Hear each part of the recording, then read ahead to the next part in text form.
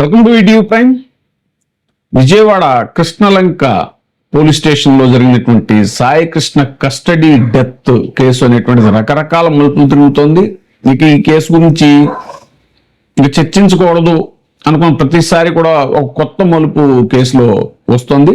సరే, తల్లి ఆవిడ హెబియస్ కార్పస్ పిటిషన్ వేయడం, అక్కడి నుంచి జగన్మోహన్ రెడ్డి గారు వాళ్ళ కుటుంబాన్ని పరామర్శించడం, సాయికృష్ణ తల్లిని వాళ్ళని పరామర్శించడం, ఆ కేసు వెంటనే టేకప్ చేయటం, ఎఫ్ఐఆర్ కట్టడం, సిఐ నాగరాజుని సస్పెండ్ చేయటం, తర్వాత అరెస్ట్ చేయటం, తర్వాత రిమాండ్కి పంపించడం, ఇవన్నీ అయ్యాయి.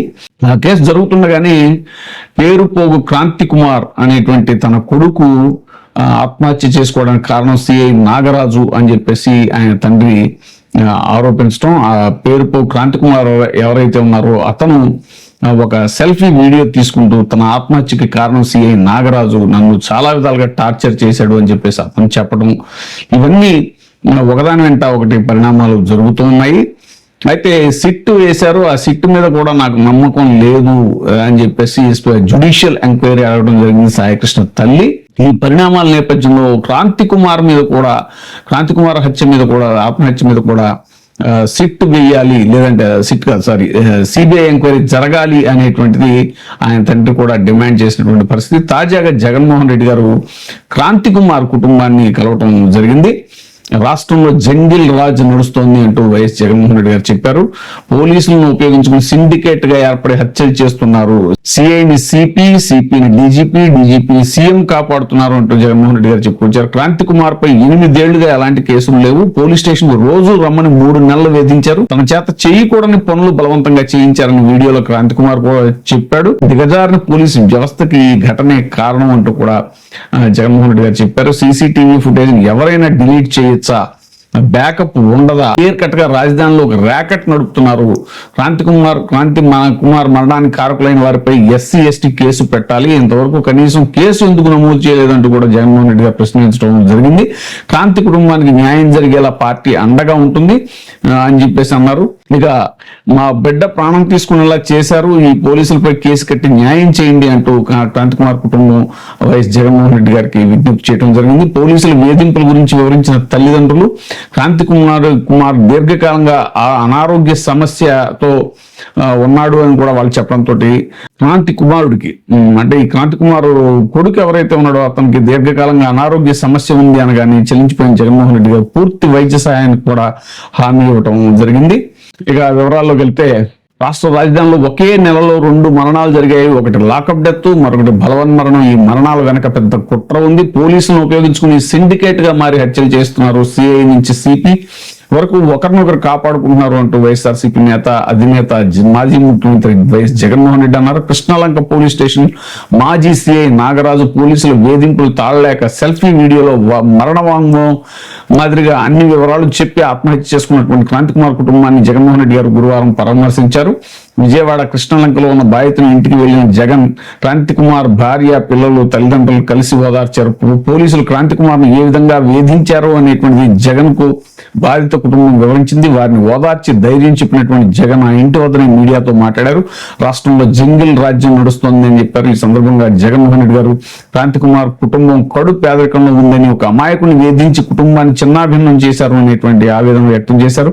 రాష్ట్రంలో దిగజారిన పోలీసు వ్యవస్థకి ఈ సంఘటన నిదర్శనం అని చెప్పారు. ఎంత జరిగినా ఎప్పటికీ కేసు నమోదు చేయకపోవడం ఏంటి అని ఆయన ప్రశ్నించారు. క్రాంతి కుమార్ కుటుంబాన్ని పరామర్శించడానికి వచ్చి ఆ కుటుంబాన్ని చూస్తే హృదయ విదారకమైన పరిస్థితి కనిపిస్తోంది. క్రాంతి కుమార్, అతని భార్య, 3 పిల్లలు, తల్లి, తండ్రి, నాయనమ్మ ఇలా అందరూ కలిసి ఒక చిన్న ఇంటిలో పేదరికంలో బతుకుతున్నారు. వారి కుటుంబాన్ని ఈ వ్యవస్థ చిన్నాభిన్నం చేసింది. 8 ఏళ్లుగా ట్యాక్సీ నడుపుకుంటూ జీవిస్తున్నాడు క్రాంతి కుమార్. అంతకుముందు చిన్న చిత్తగా కేసులు ఉన్నా అవన్నీ కొట్టేశారు, శిక్ష కూడా పడలేదు. అయినా క్రాంతి కుమార్ను రోజు పోలీస్ స్టేషన్ రమ్మని 3 నెలలుగా వేధించారు. ఆ వేధింపులు తట్టుకోలేక ఆత్మహత్య చేసుకున్నాడు. ఆ స్థాయికి పోలీసు వ్యవస్థ దిగజారిపోయింది. నిండా 40 ఏళ్లు కూడా లేని అలాంటి వ్యక్తి ఏ నేరం చేయకపోయినా పోలీసులు ఎందుకు రోజు స్టేషన్ రమ్మని పిలిచారు, తనను 3 నెలల నుంచి రోజు స్టేషన్ పిలిపించి వేధించారు అని, హింసించారు అని క్రాంతి కుమార్ తన మరణ వాంగ్మూలం లాంటి సెల్ఫీ వీడియో రికార్డింగ్ లో చెప్పడం జరిగింది. పోలీసులు బలవంత పెట్టి తనతో చేయకూడని పనులు చేయించారు అని కూడా ఆ వీడియోలో మొత్తం తన గోడు చెప్పుకున్నాడు. ఇదంతా కూడా రాజధాని ప్రాంతం విజయవాడలో జరిగింది. చంద్రబాబు పక్కనే ఉంటారు, కళ్ళ ఎదుటే సిపి, తర్వాత డీజీపీ, హోంమంత్రి, ముఖ్యమంత్రి ఆఫీసులు ఉన్నాయి. తన కొడుకు ఆత్మహత్య తర్వాత ఆ వీడియోను ఆయన తండ్రి సిపికి చూపించినా పట్టించుకోలేదు, ఏ చర్య తీసుకోలేదు. మరి తప్పు చేసిన వారిని ఎందుకు రక్షిస్తున్నారు? క్లియర్ కట్ గా రాజధానిలో ఒక ర్యాకెట్ నడుపుతున్నారు. పోలీస్ స్టేషన్ లో పనిచేసే సిఐ నాగరాజుని సిపిని డీజీపీని సీఎం చంద్రబాబు కాపాడుతున్నారు అంటూ కృష్ణలంక పోలీస్ స్టేషన్ పరిధిలో ఒక నెల వ్యవధిలోనే 2 మరణాలు జరిగాయి. ఒకటి లాకప్ డెత్, మరొకటి ఆత్మహత్య. అక్కడ సీసీటీవీ ఫుటేజ్ కూడా లేదు. పోలీస్ స్టేషన్లో తప్పనిసరిగా ఉండాల్సిన సీసీ కెమెరా ఫుటేజ్ మాయమైపోయింది. ఒక రిమాండ్ రిపోర్ట్ లో మే 1 నుంచి జూన్ 1 వరకు ఒక నెల రోజుల ఫుటేజ్ లేదన్నారు. మరో దాంట్లో 18 నెలల నుంచి ఫుటేజ్ లేదన్నారు. ఎవరు పడితే వారు అలా సీసీ కెమెరాల ఫుటేజ్ తీసేయచ్చా? బ్యాకప్ ఉండదా? అంటే ఒక పద్ధతి ప్రకారం పోలీస్ స్టేషన్లో చట్ట విరుద్ధమైనటువంటి పనులు చేస్తున్నారు, కొడుతున్నారు, చంపుతున్నారు. ఎవరైనా ఫిర్యాదు చేసినా పట్టించుకోవటం లేదు, చెత్తపుట్టలో వేస్తున్నారు. ఇంత జరిగిన కేసు నమోదు చేయలేదు. నిజానికి SC/ST అట్రాసిటీ కేసు నమోదు చేయాలి. ఆ కుటుంబానికి ప్రభుత్వం ఏం సమాధానం చెబుతుంది?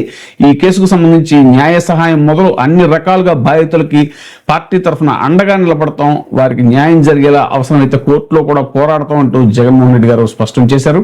ఇక విజయవాడ నడిబొడ్డున సిండికేట్ మటర్లు నడుస్తున్నాయంటూ కూడా ఆయన చెప్పడం చూసాం మనం. ఇక జగన్మోహన్ రెడ్డి గారు మనం పదే పదే చెప్పుకునేదే, ఆయన ఆ ప్రాంతానికి రాగానే విజయవాడలో ఆ కుటుంబాన్ని పరామర్శించడానికి ఆయన రాగానే అభిమాన నేతను చూడటం కోసం తరలి వచ్చిన ప్రజలతో లబ్బీపేట అంతా కూడా జనసముద్రమైంది. ఆయన వస్తారని తెలుసుకున్న పేదలు పనిమోనుకుని అక్కడే ఉన్నారు. ఆయన రాకతో సమీపంలోని అపార్ట్మెంట్లపై జనాలు కిటకిటలాడారు. పోలీసుల దాష్టికానికి బలైన క్రాంతికుమార్ కుటుంబ సభ్యులను పరామర్శించేందుకు వచ్చినటువంటి వైఎస్ఆర్సీపీ అధినేత మాజీ ముఖ్యమంత్రి జగన్మోహన్ రెడ్డి అడుగు పెట్టగానే ఒక్కసారిగా ఆ ప్రాంతం జగన్ నినాదాలతో మారుమ్రోగింది. మళ్ళీ మీరు వస్తేనే మా బతుకులకు అండా దండ అంటూ పెద్ద సంఖ్యలో మహిళలు ఆయనకు ఆత్మీయ స్వాగతం పలికారు. ఆయనతో ఫోటోలు దిగేందుకు యువతీ యువకులు, మహిళలు, వృద్ధులు పోటీ పడ్డారు. వారిని చూసిన జగన్మోహన్ రెడ్డి అందరినీ పలకరిస్తూ క్రాంతికుమార్ ఇంటికి వెళ్లారు. బాధిత కుటుంబాన్ని పరామర్శించి భరోసా ఇచ్చారు. ఇప్పుడు ఈ కేసులో కొసమెరుపు ఏంటంటే, ఆ సిఐ నాగరాజు నన్ను కస్టడీకి అప్పగించొద్దు, కస్టడీలో నన్ను కడతేరుస్తారు, నన్ను చంపేస్తారు అంటూ ఆయన చెప్పడం, కోర్టుకు విన్నవించుకోవడం అనేటువంటిది ఒక సంచలనం కింద మారింది. అంటే ఈ కేసులో ఇన్ని ముసుగులు ఉంటే సిఐ నాగరాజు అనే అతను తనని కస్టడీకి ఇస్తే కనుక కస్టడీలోనే, అంటే లాకప్, అతను చేసిన లాకప్ డెత్ కాకుండా అతన్ని లాకప్ డెత్ చేసేస్తారేమో అనే స్థాయికి భయపడుతున్నాడు అని అంటే పోలీసు వ్యవస్థ ఎంతగా ప్రభుత్వం చేతిలో లేదంటే పొలిటీషియన్స్ చేతిలో కబంధ హస్తాల్లో ఇరుక్కుపోయింది, కూటమి ప్రభుత్వ పెద్దల చేతుల్లో ఇరుక్కుపోయింది పోలీసు వ్యవస్థ అనేటువంటిది ఈ సంఘటన చాలా పెద్ద ఉదాహరణ అనేటువంటిది ఇప్పుడు చర్చోపచర్చలుగా అటు రాజకీయ వర్గాల్లోనూ ప్రజా సంఘాల్లోనూ ప్రతి చోట కూడా ఇది చర్చనీయాంశం అవుతుంది. చూడాలి మరి ముందు ఈ కేసు ఎలాంటి మలుపులు తిరుగుతుందో. Thank you very much. ఇప్పుడే సబ్స్క్రైబ్ చేయండి, లైక్ చేయండి, షేర్ చేయండి. VTV ప్రైమ్, నీ ఉత్తమాభిరుచుల సమ్మేళనం.